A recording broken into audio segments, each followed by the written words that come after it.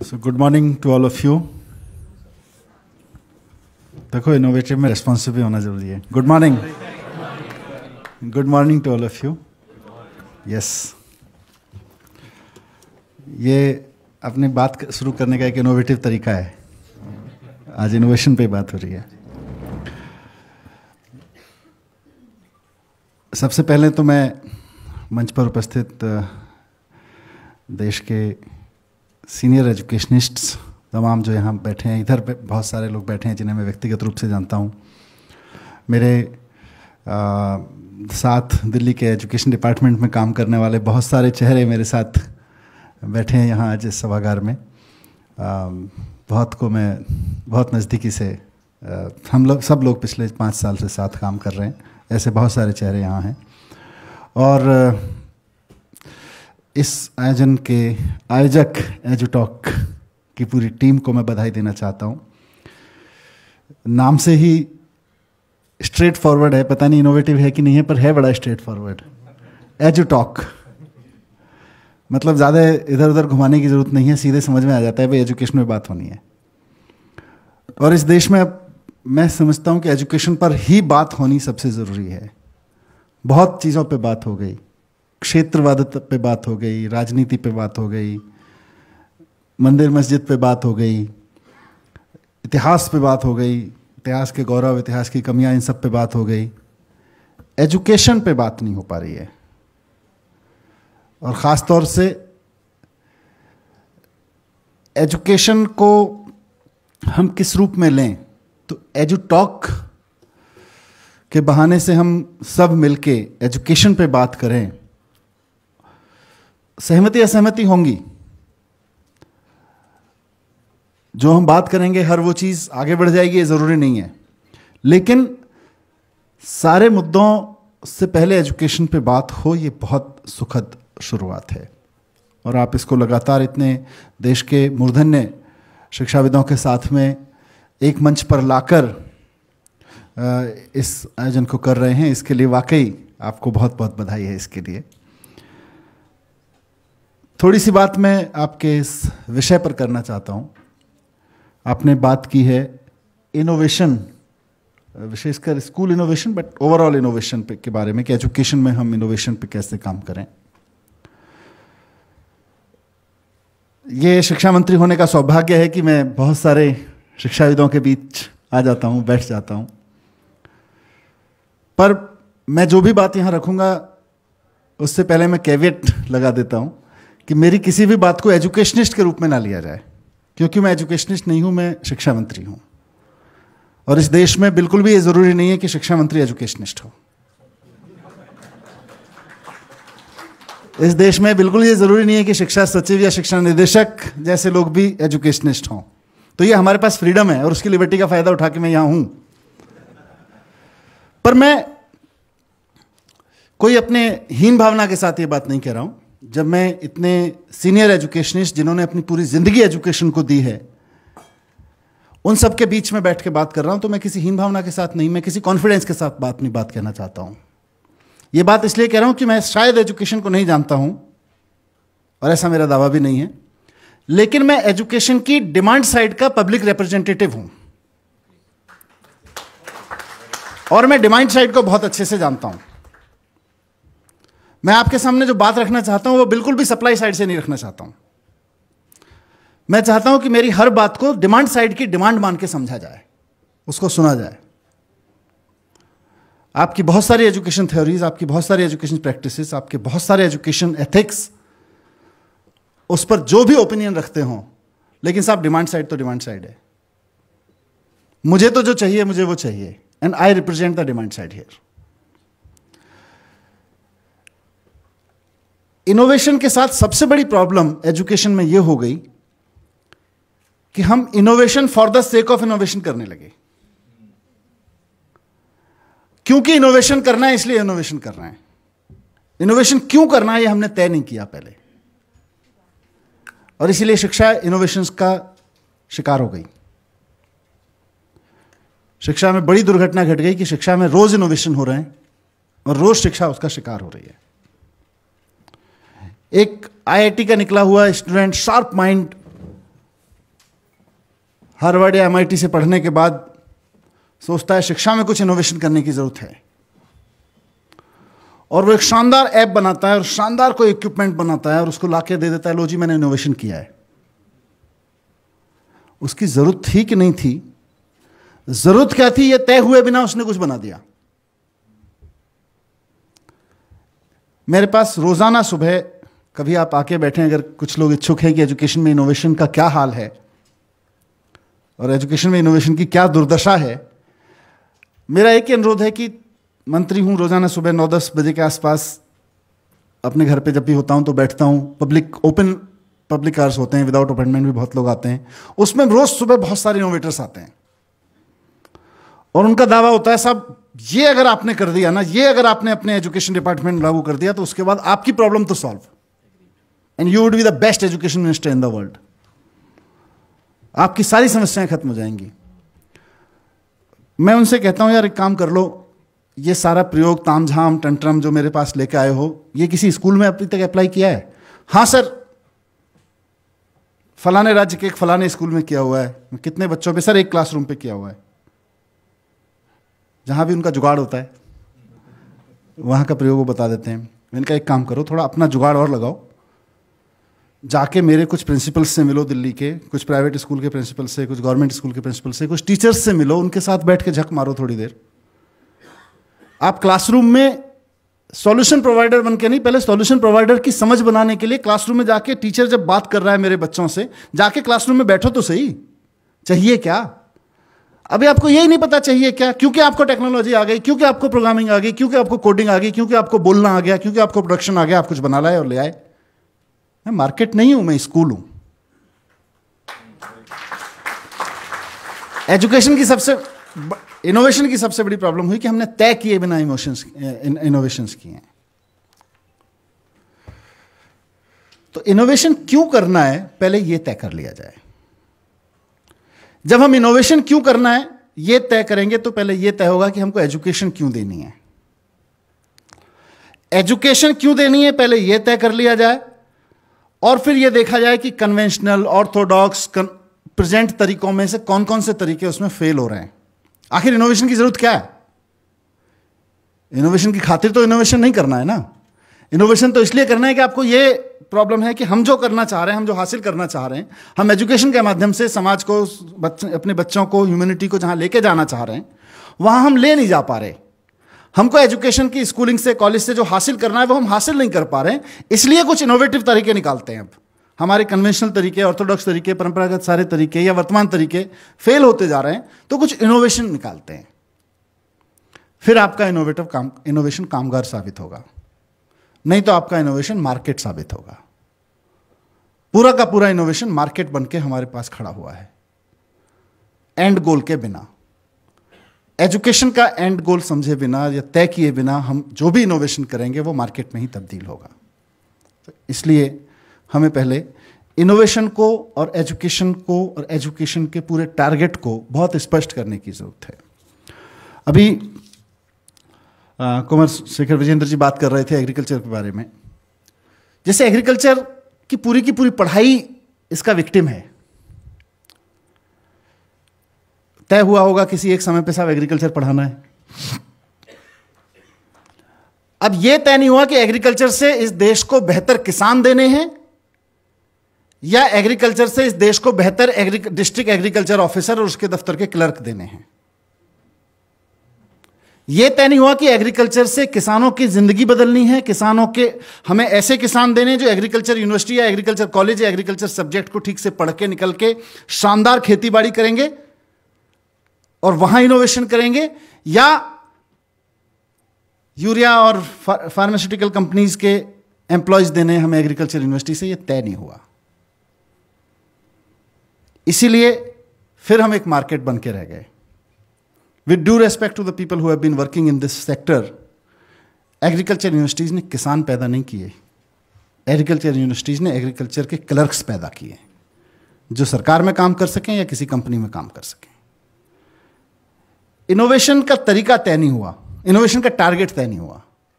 Target तय नहीं होने की वजह से हर इनोवेशन फिर कुल मिला के मार्केट बन के खड़ा हो जाता है। अगर इस देश की एग्रीकल्चर यूनिवर्सिटीज ने इसलिए क्योंकि बहुत इजी टू अंडरस्टैंड है, इसलिए मैंने एग्रीकल्चर की बात की है। लगभग लगभग हर जगह हो रहा है। पिछले बार अभी ये एग्ज़ाम हुआ लास्ट ईयर, जो 19 का मार्च के बाद रिजल्ट आया, तो मैंने एक परंपरा शुरू की है, जो बच्चे आउट परफॉर्म करते हैं उनका थोड़ा सा हौसला बढ़ता है, मैं मिल लेता हूँ उनसे या उनके घर चले जाते हैं। तो मैंने अभी 10th की टॉपर यूनिवर्सिटी मेरे से मिलने, टॉपर बच्ची मेरे से मिलने आई, 100 आउट ऑफ 100 इन मैथमेटिक्स। मुझे नहीं पता आप में से कोई टीचर उनको लेके आया था क्या, मतलब one of my teacher brought her to me. और उससे मैंने पूछा कि जब आप 100 आउट ऑफ 100 मैथमेटिक्स में लाए हो, तो आपका नहीं आई फाइन, तो आपका फेवरेट टॉपिक मैथमेटिक्स में क्या है?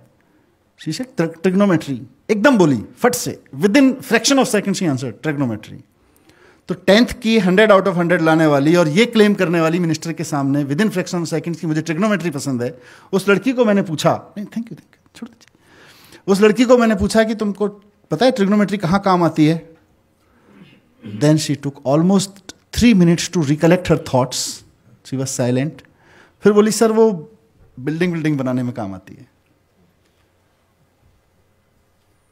टारगेट तय नहीं था, हम बहुत इनोवेटिव तरीके से उसको ट्रिग्नोमेट्री पढ़ा रहे थे। टारगेट तय नहीं था, तो ट्रिग्नोमेट्री रट के वो लड़की, मैथमेटिक्स की बात कर रहा हूं, ट्रिग्नोमेट्री रट के, ट्रिग्नोमेट्री के कॉन्सेप्ट्स को रट के वो लड़की जाके 100 आउट ऑफ 100 लाने में तो कामयाब हो गई, लेकिन उसको ये नहीं समझ में आया कि ट्रिग्नोमेट्री मेरे जीवन में कहाँ काम आ रही है,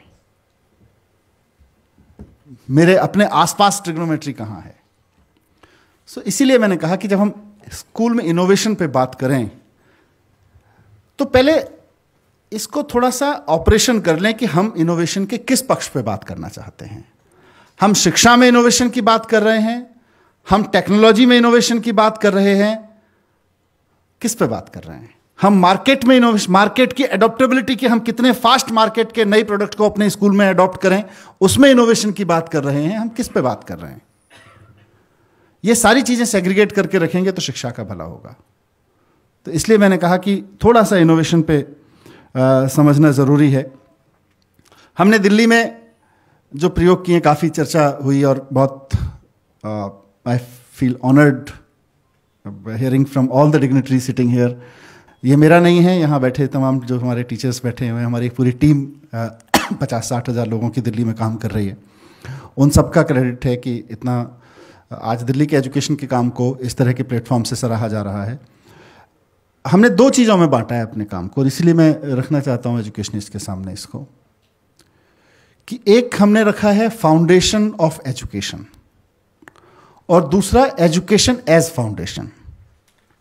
तो मैं चाहूंगा इनोवेशन को भी उसी 2 हिस्सों में रखें, innovation in foundation of education and innovation in using education as foundation of society, nation, whatever you say. जब हम कहेंगे innovation in foundation of education, तब हम फैसिलिटीज पे बात करेंगे। एक कमरे में बैठ के 4 बच्चों की जगह 40 बच्चों को कैसे पढ़ाया जाए, अगर 4000 बच्चे हैं तो उनको 4 टीचर्स से टेक्नोलॉजी के माध्यम से कैसे पढ़वा लिया जाए। ये सब इनोवेशन इन फाउंडेशन है, ऑफ एजुकेशन है। ये एजुकेशन के इनोवेशंस नहीं है, ये एजुकेशन की फाउंडेशन के, फैसिलिटीज के इनोवेशंस हैं। एजुकेशन की फाउंडेशन को भी फिक्स करना जरूरी है। हम जब सरकार में आए तो 174 बच्चे एक क्लास में एनरोल होते थे। आप भगवान को भी खड़ा कर दीजिए शिक्षक बना के, मैंने सैकड़ों बार ये बात कही है। आप राइट टू एजुकेशन एक्ट में जो लिख लीजिए, हम 35, 40, 25 का रेशो रखेंगे पर टीचर, लेकिन अगर आप देश की राजधानी में स्कूलों में 100, 125, 174 बच्चे एक क्लासरूम में एनरोल करके रखते हैं, तो भगवान भी शिक्षक बन के आ जाएगा, नहीं पढ़ा पाएगा, और वो भी 9th class, 8th class, 7th class में।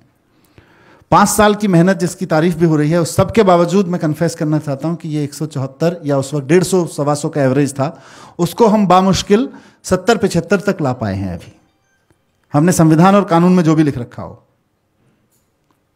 लेकिन जमीनी हकीकत यह है कि हम अभी बहुत मेहनत करके नए नए क्लासरूम बना के, नए नए स्कूल्स बना के, और अभी और मेहनत कर रहे हैं, उसको शायद इस साल के अंत तक हम 40 तक शायद ला पाएंगे।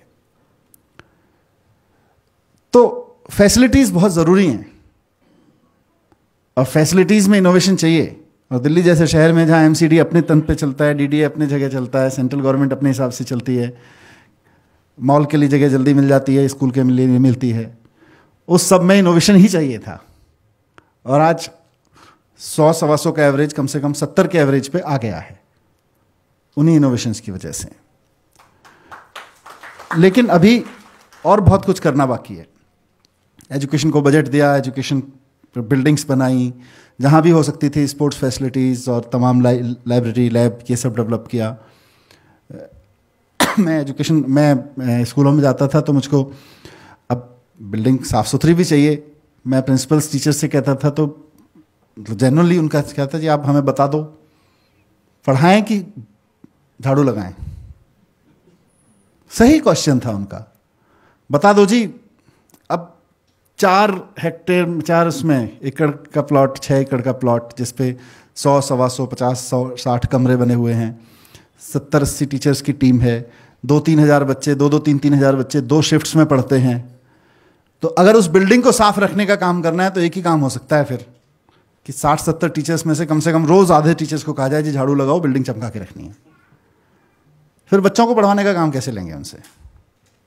प्रिंसिपल्स ने भी मुझसे कहा जी आप बता दो, मतलब इस भाषा में नहीं कहा पर कन्वर्सेशंस में निकल के आया कि जी ये नल की वॉशरूम जो लीक करता रहता है, टोंटी ठीक कराएं, पंखा ठीक कराएं, वायर ठीक कराएं, पानी पीने का ठीक कराएं या बच्चों को पढ़ाएं। बात जायज़ है, इसीलिए उनको उस तरह से फैसिलिटेट किया गया। मतलब दिल्ली में तो principals, with due respect to our own education system, principals की यह हालत थी कि 5-5 हज़ार रुपये की पेमेंट की पावर्स थी उनको, उसके बाद में सारी पेमेंट्स की पावर डायरेक्टरेट में थी। मैंने पूछा भाई क्यों? बोले नहीं सर अकाउंटेबिलिटी बनी रहती है। मैंने कहा यार एक प्रिंसिपल के ऊपर जिसको तुम ये भरोसा कर रहे हो कि वो 3,000 बच्चों का भविष्य बना देगा, उस पर यह भरोसा नहीं है कि वो 50-60 हज़ार रुपये ईमानदारी से खर्च कर लेगा। ऐसे तो मत करो यार। तो वो टैबूज थे कुछ ब्यूरोक्रेसी के जो तोड़ने पड़े, उसमें भी काफ़ी इनोवेटिव तरीका अपनाया गया। कुछ जगह दादागिरी दिखाई गई, कुछ जगह प्यार से समझाया गया, नहीं माने तो लड़ा झगड़ा गया। हाँ, टीचर्स को बोले जी फैमिली रजिस्टर भरने जाएंगे। अब साहब भारत सरकार ने कह दिया है फैमिली रजिस्टर भरना है, तो दिल्ली के किसी आईएएस ऑफिसर की हिम्मत नहीं है जो कह दे नहीं जी फैमिली रजिस्टर हम टीचर्स से नहीं भराएंगे। अब भारत सरकार ने टारगेट दे दिया है तो सारे ब्यूरोक्रेसी लग जाती है जी, अब तो चाहे खुद भरना पड़े, रात को जाके हम तो भर के दे देंगे, चाहे टीचर्स को लगाना पड़े। मैं बच्चे कौन पढ़ाएगा? वो सर लेकिन ये भी ज़रूरी है। ये 2015 में ही एनकाउंटर हो गया था मेरे साथ। तो मैं पूछा क्यों भाई? नहीं सर ये भारत सरकार का रजिस्टर नहीं भरा जाएगा, कैसे होगा, फैमिली रजिस्टर कैसे बनेगा? मैंने कहा भाड़ में जाए तुम्हारा फैमिली रजिस्टर, मेरे बच्चों को पढ़ाने से कोई नहीं रोक सकता। इसी भाषा में बोलना पड़ा। फिर जब तर्क कुतर आया तो थोड़ा सा मिनिस्टर होने का फ़ायदा हो जाता है डेमोक्रेसी में, फिर कुतर्क के सामने चलती नहीं है। तो मैंने पूछ लिया एक ऐसी मीटिंग्स में ब्यूरोक्रेट्स की, मैं एक बात बताओ, इन टीचर्स को जब हमने भर्ती किया था तो इनके फैमिली रजिस्टर भराने की योग्यता पे कोई प्रश्न था? उसमें कोई पेपर था?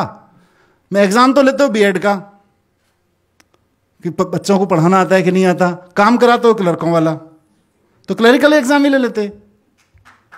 क्यों इनको बीएड एमए बीएड क्यों करवाया था फालतू में, जब यही कराना था? तो मान गए फिर। और पिछले 4 साल से आप सब लोग गवाह हैं इस बात के कि ये फैमिली रजिस्टर भरवाना और ये सब काम जो बाहर वाले दूसरे डिपार्टमेंट्स के काम थे वो सब बंद करवा दिए गए। टीचर्स नहीं करते हैं हमारे यहाँ। तो ये सारी चीज़ें इसलिए कहा कि हमें एजुकेशन की फाउंडेशन फिक्स करनी पड़ेगी, टारगेट तय करना पड़ेगा कि हम इनोवेशन के जितने भी आइडियाज़ ला रहे हो, चाहे मार्केट से लेके आ रहे हैं, एडमिनिस्ट्रेशन से लेके आ रहे हैं, डिस्कशंस में कुछ प्रॉब्लम सॉल्विंग आइडियाज़ लेके आ रहे हैं, ये सारे आइडियाज़ एजुकेशन की फाउंडेशन को फिक्स करने के आइडियाज़ हैं। लेकिन थोड़ा सा और आगे जाके आउट ऑफ द बॉक्स सोचना पड़ेगा।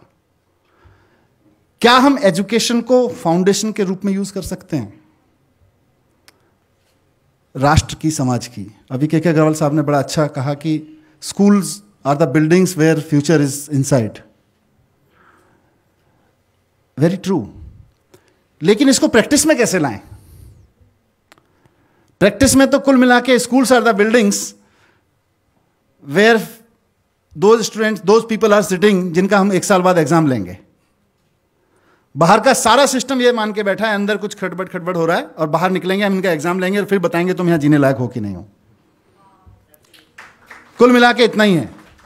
Schools are being used for that. और हमको लगता है हमको एग्जाम लेना बहुत बढ़िया आता है, हम तय करेंगे स्कूल से निकलने लायक हुआ कि नहीं हुआ, ठीक निकला कि नहीं निकला।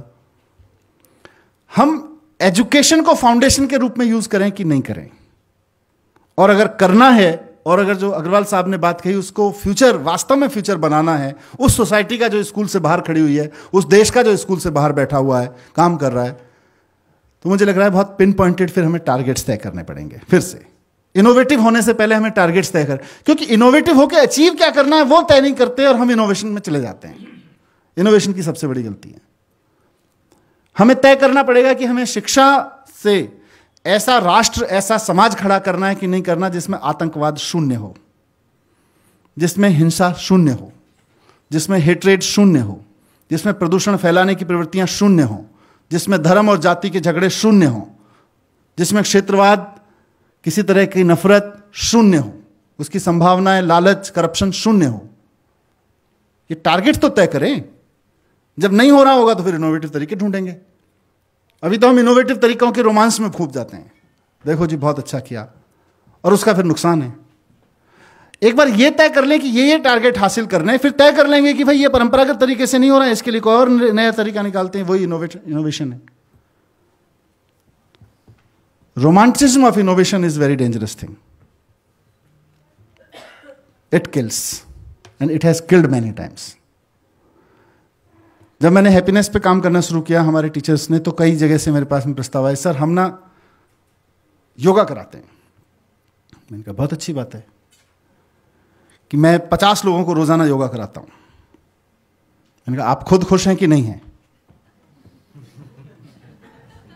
योगा कराते हैं, उससे आपके शरीर में, आपके मन में कुछ योग अच्छा हो रहा होगा, पर आप खुद खुश रह पा रहे हैं कि नहीं रह पा रहे? कभी दफ्तर में रहकर आपको गुस्सा आता है कि नहीं आया? आपको पति पत्नी के झगड़े में गुस्सा आता है कि नहीं आता? इतने में समझ जाते हैं वो कि क्या मामला है। तो सवाल इसका नहीं है। किसी ने बोला जी हम लाफ्टर थेरेपी कराते हैं, हम इसको भी आप हैप्पीनेस में हम करा देंगे, आप हमें स्कूल दे दीजिए। किसी ने कहा हम मेडिटेशन कराते हैं, अलग अलग चीजें कही। इनका हैप्पीनेस को समझो, हैप्पीनेस से हम क्या हासिल करना चाहते हैं वो समझो, और उसके बाद let's work on happiness, let's work on entrepreneurship mindset. तो इसलिए मैंने कहा कि ये सारी चीजें कहीं ना कहीं जो भी हम प्रयास कर रहे हैं, हर चीज अगर हम अपने टारगेट को लेके करेंगे और थोड़ा भी डेविएशन होगा उसमें तो वो इनोवेशन ही है। लेकिन टारगेट के बिना करेंगे तो या तो भटकाव है या बाजार है, या तो कुछ प्रॉफिट है किसी का, उसमें किसी की दुकान चलने वाली है इसलिए किया जा रहा है, या कोई भटक रहा है और भटक भटक के कहाँ पहुँच जाएगा पता नहीं। तो मेरा आप सबसे अनुरोध है, आप बहुत सीनियर शिक्षाविद हैं, पूरे ज़िंदगी आप सबने शिक्षा को दी है और आज के पूरे दिन की आप चर्चा करेंगे। इसीलिए मैंने शुरू में कह दिया था कि बिल्कुल भी एजुकेशनिस्ट के रूप में मैं कुछ कह के जाऊंगा। आप सबके पास इतना अनुभव और इतना नॉलेज है कि आप उसकी पूरी धज्जियाँ उड़ा सकते हैं।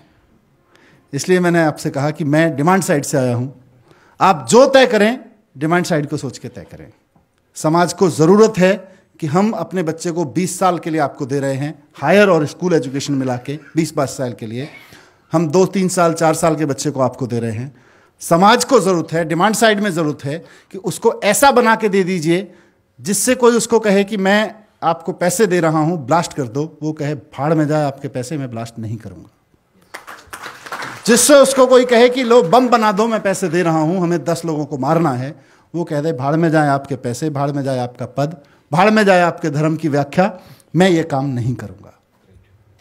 उसको ऐसा बना दीजिए वो आईएएस बने, क्लर्क बने या व्यापारी बने, प्रॉफिट के लिए या रिश्वत के लिए अपने काम से नहीं डिगेगा। उसको ऐसा बना दीजिए कि वो 20 लाख की गाड़ी में जब बैठ के इंडिया गेट पे 50 रुपए की 100 रुपए की आइसक्रीम खाए तो उसका रैपर वहां नहीं फेंक के आएगा। उसको ऐसा बना दीजिए कि वो रेड लाइट पे अगर खड़ा हो तो ये देख के ना खड़ा हो कि सामने कॉप है कि नहीं है, वो ये देख के खड़ा हो कि इस देश का सिस्टम है कि रेड लाइट पे रेड होने पे खड़ा होना है और मैं खड़ा होऊंगा। उसको ऐसा बना दीजिए। डिमांड साइड में हमको ये जरूरत है, आप सप्लाई साइड में क्या लेके बैठे हैं और क्यों लेके बैठे हैं ये आप तय कर लीजिए।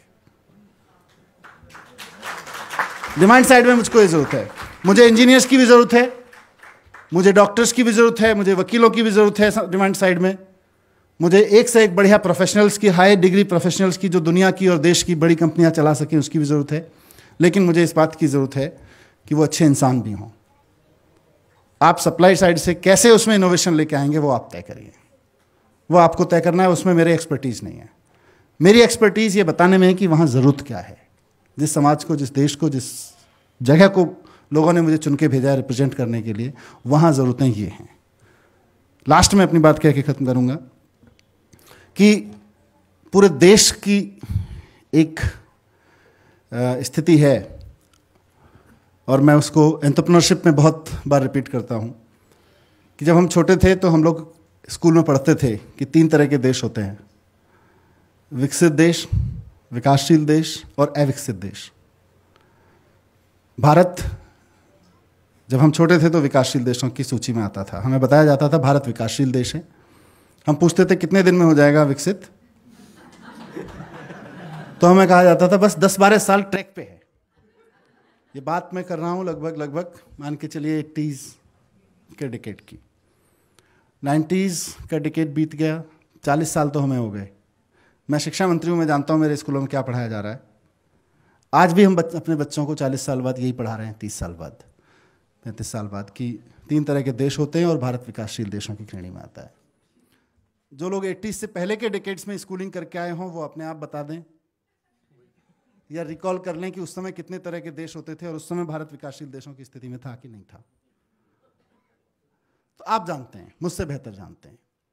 तो कहीं तो कोई चूक हुई है हमसे कि हम राइट ट्रैक पे, और बहुत एस्पिरेशंस के बावजूद, आज आप नाम ले लीजिए दुनिया का, you name the international company, उसका हेड या उसका फेस या उसका बैकबोन कहीं ना कहीं कोई इंडियन माइंड है, इंडियन टैलेंट है। आज हम वहां खड़े हैं, उसके बावजूद हम ये अपने बच्चों को क्यों नहीं पढ़ा पा रहे हैं कि हमारा देश विकसित हो चुका, या हमारा देश वास्तव में विकसित कैटेगरी में क्यों नहीं आया, डेवलप्ड कैटेगरी में क्यों नहीं आया। मेरा मानना है हमसे एजुकेशन में एक सबसे बड़ी चूक ये हुई है। इसलिए फिर से आखिरी बात में डिमांड साइड की आपको बता रहा हूं कि हम सब चाहते हैं कि हमारा देश विकसित बने, और हमारा डिमांड साइड का एनालिसिस है साहब कि हमने एजुकेशन में सबसे बड़ी गलती ये की है कि हमने जॉब सीकर्स पैदा किए हैं, जॉब प्रोवाइडर्स पैदा नहीं किए। हम अपने स्कूलों में, मैं तो प्राइवेट स्कूल्स में भी गया हूँ, दिल्ली के गवर्नमेंट स्कूल्स में भी गया हूँ, और जगह जगह मैंने जाके पूछा है बच्चों क्यों पढ़ना चाहते हो, आप में से कितने लोग नौकरी करना चाहते हैं। 99.9% बच्चे हाथ उठा के कहते हैं हम नौकरी करना चाहते हैं। 99% बच्चे जिस देश में स्कूलों में नौकरी के ख्वाब देख के पढ़ रहे हों, उस देश की इकोनॉमी को, डेवलप्ड इकोनॉमी का ख्वाब बंद कर देना चाहिए। Job seekers economy can never become a developed economy. The only economy that will become job provider economy, और ये मैं अपनी तरफ से नहीं कह रहा, there is nothing called Manish Sisodia philosophy of economics. मैं जो भी एविडेंसेस हैं पूरे देश में, दुनिया में बिखरे हुए, you name the developed country, you study their education system, they are producing job providers there, they are producing entrepreneur mindsets. Even if they are not job providers, they are entrepreneur mindsets. Every student coming out of them is entrepreneur from their mindset. वो हमने miss कर दिया है, और वो अगर हम miss करते रहेंगे तो हम डेवलप नहीं कहला पाएंगे। डिमांड साइड में ख्वाहिश है कि हम अपने देश को, कम से कम हम नहीं पढ़ा पाए तो हमारे बच्चे तो अपने बच्चों को कह सकें कि India is a developed country now, read this, study this. चाहते हैं कि नहीं चाहते? तो एक ही तरीका है उसका करने का कि एंटरप्रेन्योर माइंडसेट पैदा किया जाए देश में, और वो एंटरप्रेन्योर माइंडसेट जिस दिन हम पैदा करना शुरू कर देंगे, I think things will be changed. So आज के लिए मैं समझता हूँ इनोवेशन पे चर्चा के लिए कुछ मेरी तरफ से आपसे अनुरोध हैं, और वो आपकी चर्चा में शामिल होंगी। हो सकता है उसमें से कुछ के समाधान हो। मैं ऐसी अपेक्षा बिल्कुल नहीं रखता कि सारी समस्याओं का समाधान आज और इसी टेलीविजन में हो जाएगा, पर इस दिशा में अगर चर्चा शुरू हो पाई तो मुझे लगता है आप सबका प्रयास बहुत सार्थक होगा। Thank you very much.